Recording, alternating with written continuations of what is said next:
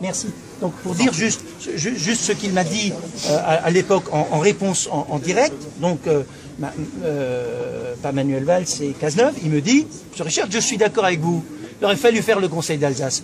Et il me rajoute dans la foulée, et à ce moment-là, quand j'ai dit ça, il y avait à ses côtés un type qui s'appelle Monsieur Buttner, un autre qui s'appelle Guy-Dominique Kennel. Il a dit, mais franchement, on vous a laissé faire. C'est vous les Alsaciens qui n'avez pas voté comme il faut. Et très franchement, on ne peut pas lui dire le contraire. Pourquoi? Parce qu'on a été mal. Ça n'a rien servi de Vous avez monté le truc, le Haut-Rhin contre le Bas-Rhin. C'est pour ça que nous les Sungoviens, on a dit non. Non, mais arrêtez les histoires. Arrêtez les histoires. La question référendum, est-ce que vous voulez fusionner le Haut-Rhin, le Bas-Rhin, la région Alsace? Pour que la région Haut-Rhin perde tout, c'est ce que vous nous avez dit. Eh oui. Qu'est-ce qu'elle aurait perdu le Haut-Rhin? Racontez de l'histoire.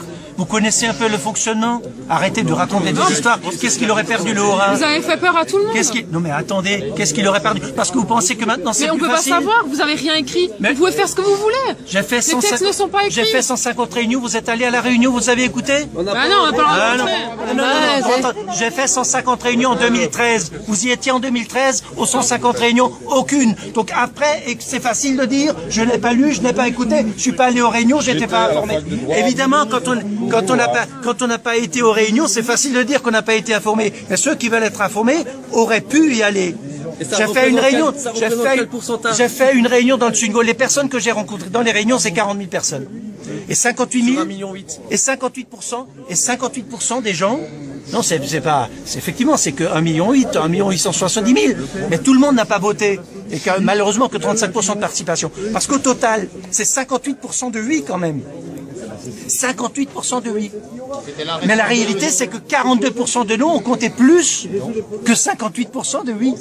C'est ça la réalité. Parce qu'il y avait un alinéa qui disait qu'il fallait que les oui représentent au moins 25% de ceux qui sont inscrits. C'est que c'est pas que le Haut-Rhin qui n'a pas voté suffisamment. Le Bas-Rhin aussi. C'est pas que le Haut-Rhin, contrairement à ce qu'on croit. C'est juste que vous le sachiez. Quand elle a été votée, ils étaient où tous les députés? À l'Assemblée, ils étaient où? Donc cette loi qui a été votée... Il y a 10% qui ont voté. Non. Alors laquelle des lois? C'est la dernière ou celle de 2010? Celle de 2010, je peux dire que l'amendement qui permettait la fusion entre Haut-Rhin et Bas-Rhin, c'est moi qui l'ai fait. C'est moi qui ai fait l'amendement. C'est moi qui l'ai mis dans la loi. Moi, parce qu'elle n'y est pas. Et donc on l'a mis dedans. Mais c'est vrai que pourquoi est-ce qu'il y avait cette clause de dire qu'il faut au moins 25%?